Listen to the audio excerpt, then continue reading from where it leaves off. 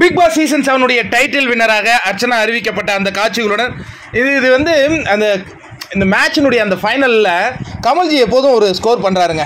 அந்த கை தூக்குற அந்த மொமெண்ட்டில் வந்து அது அங்கே நிற்கிற அந்த 2 பேருக்கு எவ்வளோ ஹார்ட் பீட் அடிக்குதோ அதை பார்க்குற நமக்கும் என்னதான் ரிசல்ட்ஸ் முன்னாடியே தெரிந்தால் கூட அதை பார்க்கும்போது ஒரு படபடப்பு ஏற்படுதுல, அதே மாதிரி அதை லைவாக பார்க்குறவங்களுக்கு அந்த எப்படி ஏற்படுங்கிறது நம்மளால் கண்டிப்பாக உணர முடிஞ்சுது.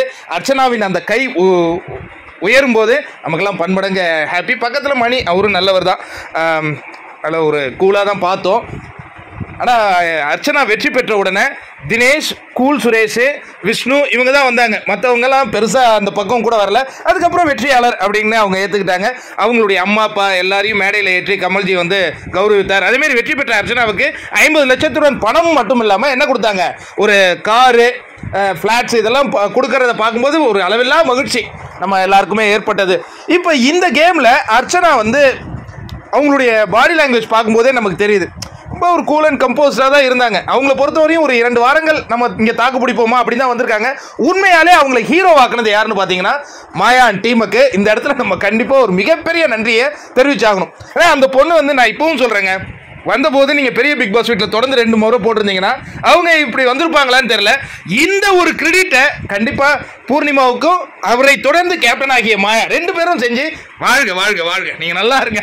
உங்களுடைய அந்த 2 வார ஸ்மால் பாஸ் வீடு தான் அவங்கள இந்த ஹீரோ வரைக்கும் கொண்டு வந்தது. அதற்கு பிறகு பார்த்தீங்கன்னா அந்த ஒரு ட்விஸ்ட், ரெட் கார்ட் ட்விஸ்ட், அதுலேயும் இந்த பொண்ணு அழகான ஒரு வார்த்தையை சொன்னாங்க, I am safe with Pradeep bro. அப்படிங்கும்போது பிரதீப்பின் ஆதரவாளர்களுடைய பல பேருடைய மனங்களை அந்த இடத்துல அர்ச்சனா பெற்றார்கள்ங்கிறது மறுக்க முடியாத ஒரு உண்மைங்க. நல்ல ஒரு ஃபீலிங், சூப்பராக இருந்தது. பிக் பாஸ் தொடர்ந்து அப்பா 106 நாளாங்க. என்ன கூட வீட்டில எல்லாம் சொல்லுவாங்க, என்னங்க நீங்கள் வெளியில் வேலை பார்க்குறீங்களா இல்லை பிக் பாஸ் ரிவ்யூ தான் பண்ணுறீங்களா, ஒரு நாளைக்கு 20 வீடியோ ஆனால் வேலை பார்க்குறேன்னு சொல்கிறீங்களே. This is a commitment. ஒரு விஷயத்தை நம்ம கமிட்மெண்ட்டாக எடுத்துக்கிட்டோம்னா அதை என்ன பண்ணணும், கரெக்டாக முடிச்சு கொடுக்குற வரைக்கும் நம்ம கூடவே இருக்கணும். அதுலேயும் நமக்கு பிடிச்ச அந்த போட்டியாளர், அதாவது நான் வந்து அர்ச்சனா தான் வெற்றி பெற்றாகணும்லாம் நான் எங்கேயும் சொல்ல மாட்டேன். ஒரு கட்டம் வரும்பொழுது அதிலுடைய சரியான ஒரு தீர்ப்பு கிடைக்கணும். அப்படிங்கும்போது நான் 3 பேர் கூட தான் நின்னேன், அர்ச்சனா, தினேஷ், விசித்ரா. அப்புறம் அந்த 2 பேர்லேருந்து இவங்களை எடுத்துக்கிட்டு இப்போ அவங்க கோப்பையை உயர்த்தும் போது அளவில்லா சந்தோஷம் நிறைய பேருக்கு ஏற்பட்டிருக்கு. பிரதீப்பனுடைய பல ரசிகர்களுக்கு ஏற்பட்டிருக்கு. பிராவோ சொன்னது போல என்னைக்குமே உண்மைன்னு ஒன்று இருக்குதுல்ல, அது ஜெயிக்குங்க.